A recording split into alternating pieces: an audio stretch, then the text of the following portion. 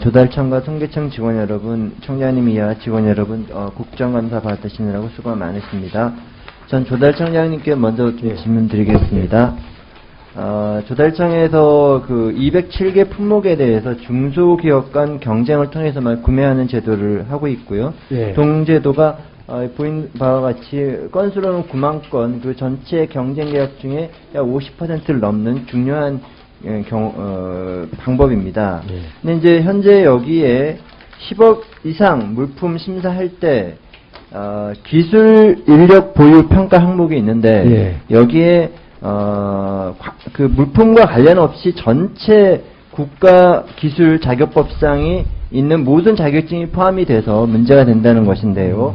예를 들어 보시면 저게 지금 봤는데 예를 들어 보시면 아파트 건축 현장 납품용 창호와 관련된 공고된 물품이 있었는데 이 회사가 지금 저기 나와 있는 것 같이 자격증을 가진 사람으로 인정받은 게 한식 조리 기능사, 그 다음에 대기 환경 기사 2급, 정보 처리 관련 기사 뭐 이런 게 들어가 있어서 창호랑은 별로 관계가 없는 거고, 실제 저희가 저걸 제외하고 재입찰을 해보면 저 회사의 경우에는 탈락 대상이 되는 경우로 판정이 됐습니다. 저희가 그거 이외에도 저희가 나머지들을 좀 챙겨봤더니 한 2개월 지난 2개월분만 저희가 좀 챙겨봤는데요. 여기 봤더니 61건의 계약 중에서 6건의 계약에서 공고 물품과 전혀 관련이 없는 자격증을 보인 인력이 있었던 경우였는데, 예를 들면 사료 배합기 입찰 품목인데 항공기 기관 정비 기능사, 그다음에 콘크리트 파일을 입찰을 하는데 기금속 가공 기사 뭐 이런 식으로 태양광 발전 장치를 하는데 온수 온돌 기능사 뭐 이런 식으로 저게 다 배점을 받아서 하고 있습니다. 그래서 이 경우는 제가 보기에는 좀 많이 시정이 돼야 될 분야인데 청장님 어떻게 판단하십니까? 사실은 이제 우리 이제 조달청 업무를 하는 데 있어서 여러 가지 정책이 같이 들어가 버립니다. 우리가 이제 기본은 그렇다고 생각됩니다. 저는 결국 가격과 품질이라고 생각되는데 그에 대한 모든 사회 정책이라든지 뭐 기술 정책이나 이런 게 포함되다 보니까 저런 문제도 발생하고 있는데 그걸 좀 더 단순화할 필요가 있다고 생각됩니다.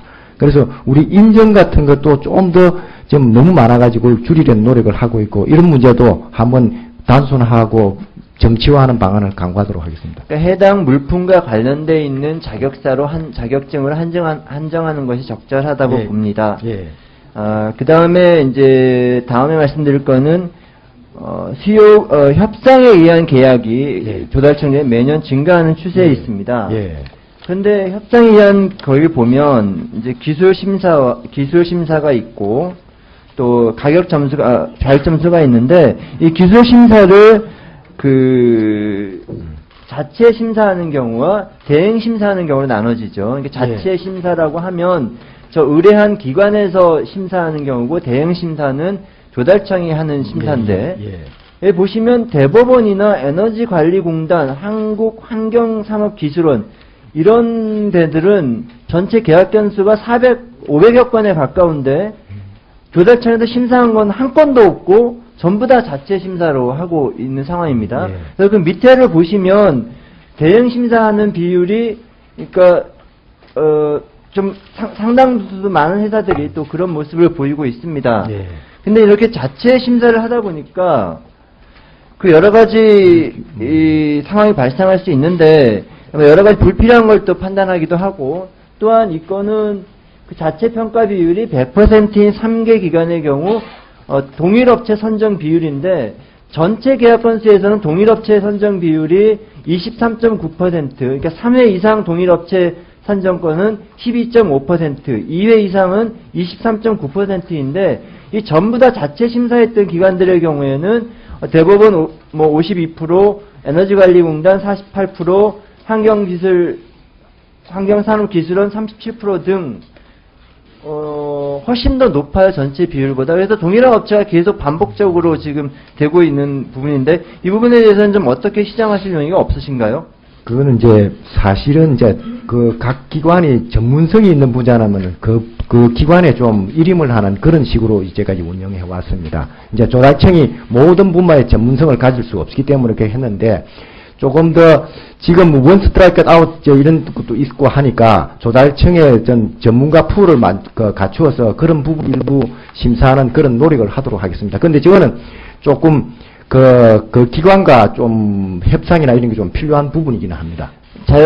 뭐 상식적으로 판단해 봤을 때 예를 들면 대법원에서 계약한 200사건이 있는데 예. 이 사건이 전부 대법원 자체적으로 했거든요. 예. 근데 여기 200사건이 전부 대법원의 특수한 요인이 있다라고 보기는 매우 예. 어렵지 않겠습니까? 예. 예. 그래서 이 부분을 조달청에서 더 챙겨봐 주시기를 말씀을 드리고요. 예, 그렇게 하겠습니다. 그 다음에 저 법 개정으로 조달청에 지금 그 담합 관련해서 그 검사 그 고발 요청권이 부여됐죠. 예, 부여됐는데 이게 지금 그래서 공정위가 조달청에 통보한 게 16건이 있었는데요. 예.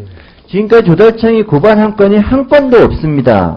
그리고 공소시효가 지나버린 게 5건이고 그 다음에 검토 중이라는 게 5건이 있는데 이 검토 중도 실질적으로 보면 다음에 5건입니다. 이 5건인데 공정위에서 저희가 문의를 해보니까 이 5건도 공정위가 조달청에 말씀드린 지 60일이 지나서 이미 공정위는 판단하기엔 조달청이 고발 안 하기로 했다고 이해하고 있던데 전혀 이렇게 고발 요청권 주어진 권한을 사용하지 않으시고 또 인력 초원도 잘 되지 않고 있는데 이건 어찌된 일인가요?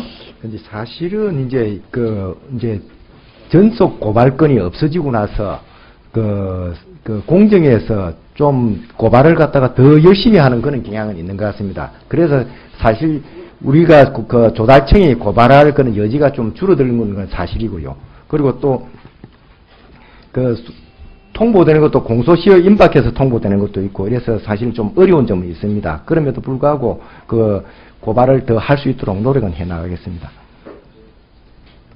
네, 수고하셨습니다. 다음은 최재성 의원님 질의해 주시기 바랍니다.